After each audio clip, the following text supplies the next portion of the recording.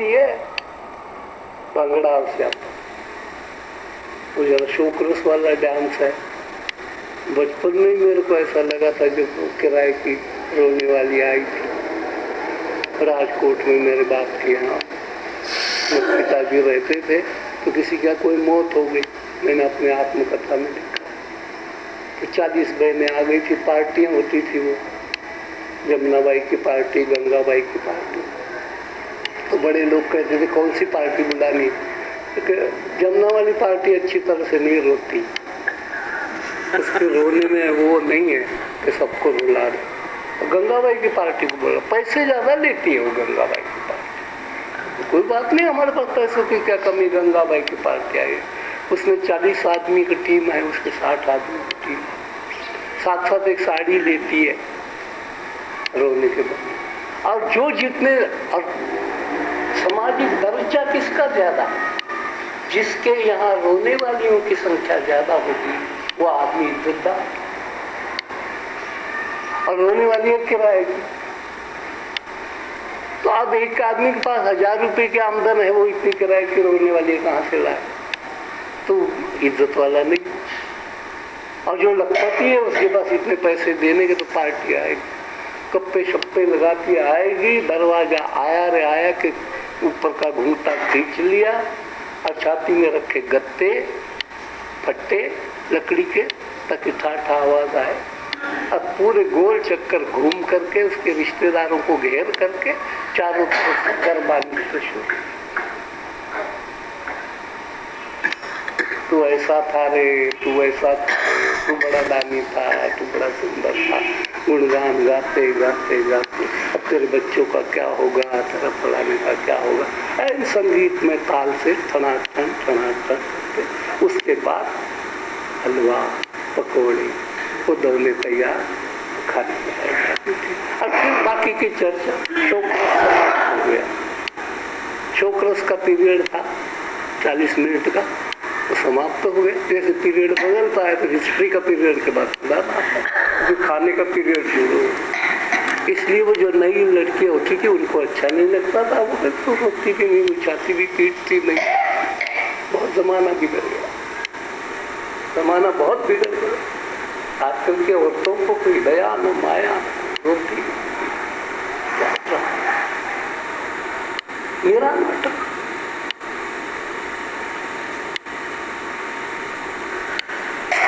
दुख और दुख का ड्रामा दोनों में बहुत फर्क है। दुख हृदय को पिंच करता है, ड्रामा दुनिया के लिए होता है और दुख दिल के लिए होता है। वो जिसका गुजरा होता है उसको ही पता होता है कि दुख क्या। पब्लिक तो विधि पूरे करने के लिए आती है, क्योंकि हम नहीं गए तो हमारे यहाँ मरेगा कोई तो नहीं आएंगे।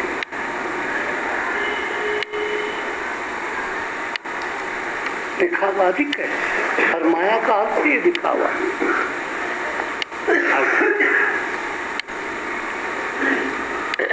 हृदय सिंहासन तुझे बिठाऊं, स्वर्ग सिंहासन से है ऊंचा, तेरे चरणों में शीश धरूं, बन सेवक में सबसे नीचा। फिर कहते हैं कि मैं अपने,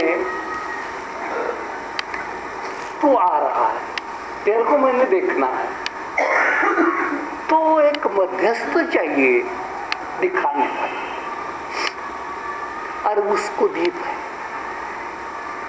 तो मेरे पास मेरे नैनों के 2 दीप है।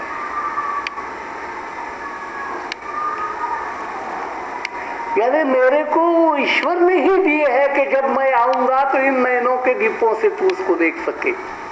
और एक तीसरा दीप है जो मैंने द्वार पर रखा है, साइड पर है दोनों दिए, नैनों के दीवे।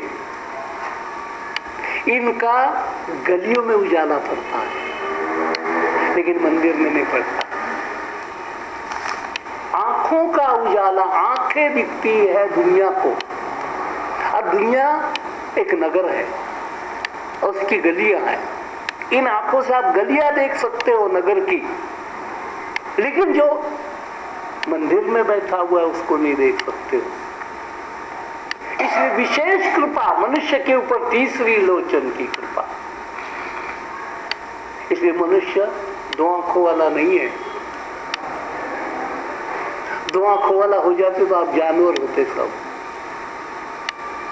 एक भी मनुष्य ऐसा नहीं जो तो तीन आंखों वाला नहीं है,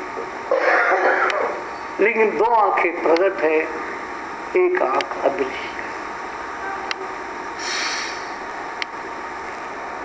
और ये ध्यान योग की साधना में यही है कि सारी अपनी साधना लगा करके उस समय लोग पागल भी कहे तो कोई परवाह नहीं करते वो लोग, और वो तीसरी आंख खोलने के लिए अपने प्राणों की सारी एनर्जी, उस समय प्राण जा भी सकते हैं।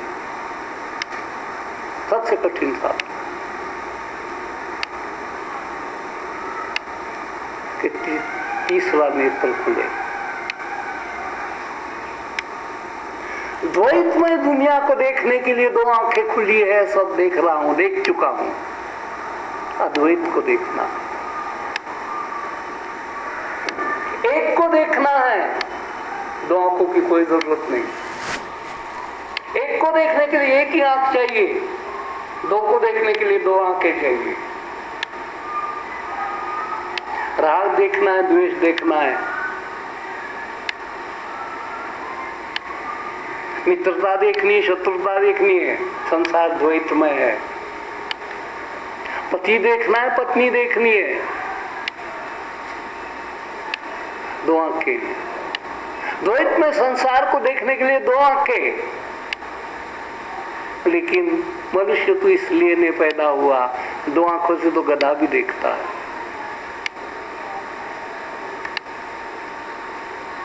दो आंखों से चींटी भी देखती है, तो विशेष है ना। तो दो आंखों से देखने वाले में तू अगर शरीक हो गया तो विशेष कैसे?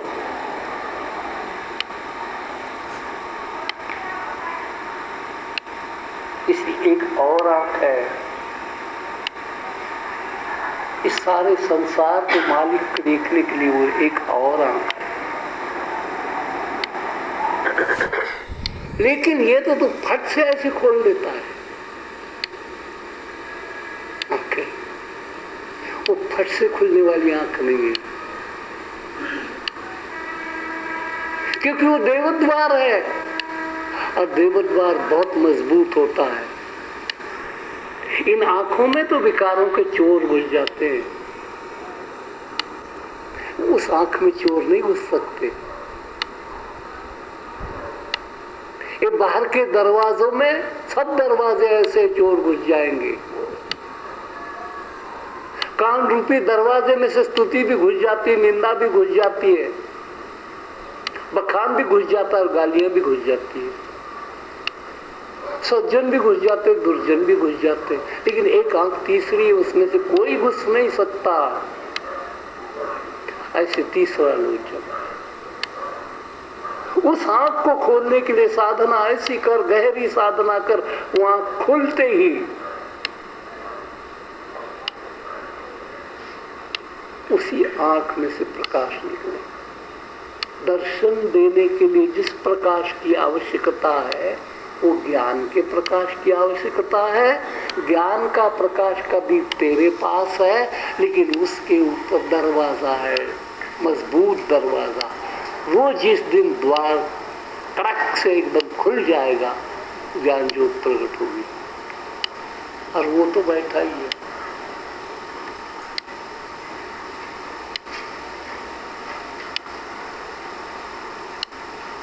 इसको अनुभूति है।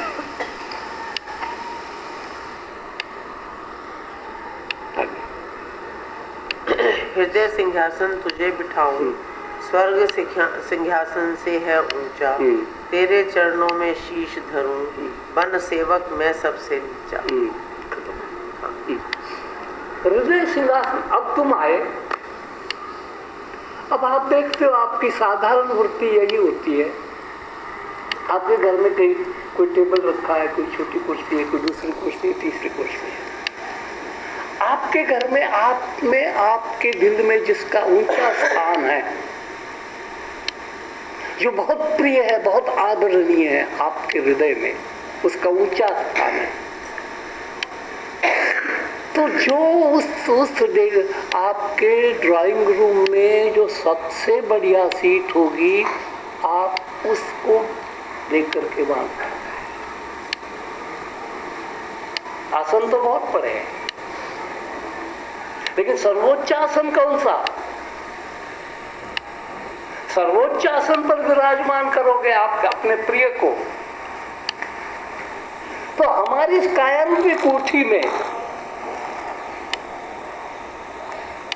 सबसे बढ़िया सिंहासन कहाँ है? वैसे तो मस्तिष्क में कुर्सी है, मन भी एक कुर्सी है, इंद्रिया भी टेबल टूबल सब कुछ है, लेकिन सिंहासन कहाँ है? तो भक्त कहता है सिंहासन है तेरा हृदय। और तूने ऐसी सावधानी रखी कि इस सिंहासन पर किसी को नहीं बिठाया, क्योंकि तेरे को पहले पता लग गया था सिंहासन के काबिल जो है उसने एक दिन आना है, और मेरे नालायकों को सिंहासन पर नहीं बिठाना। इसलिए तूने सत्ता को भी सिंहासन पर नहीं बिठाया, संपत्ति को सिंहासन पर नहीं बिठाया, सौंदर्य को सिंहासन पर नहीं बिठाया, सिंहासन रिजर्व रखा। सिंहासन तूने भ्रष्ट नहीं किया, क्योंकि श्रेष्ठ के लिए रिजर्व है वो। बाकी सब कोई आएगा तो किसी को टेबल दे देंगे, स्टूल दे देंगे, मूड़ा दे देंगे, गद्दी दे देंगे, बैठ जाओ, लेकिन सिंहासन के अधिकारी तुम नहीं। संसार के लिए भी सीटें हैं, लेकिन वो सीटें सारी हल्की क्वालिटी की। और एक सर्वोच्च सीट है जो सर्वोच्च के लिए रिजर्व है। और तूने बड़ी समझदारी से काम किया कि उस सिंहासन को तूने भ्रष्ट नहीं होने दिया। तूने नहीं नरसिंह राव को उस पर बिठाया।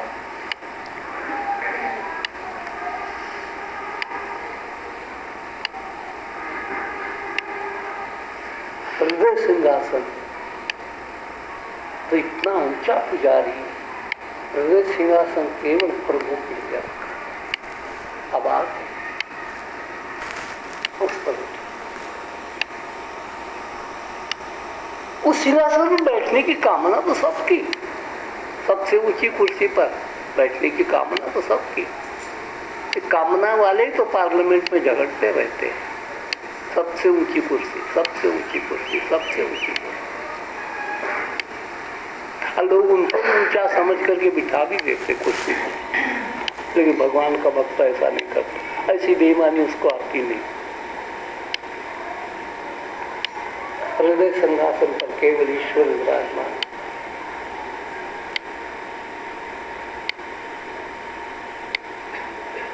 और फिर जब वो सिंहासन पर बैठ जाता है तब उसके जीवन की सार्थकता हो जाती है।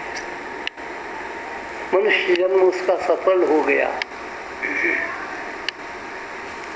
स्वामी जब सिंहासन पर बैठते तो सेवक उनके चरणों में बैठते, उसी का नाम उपासन।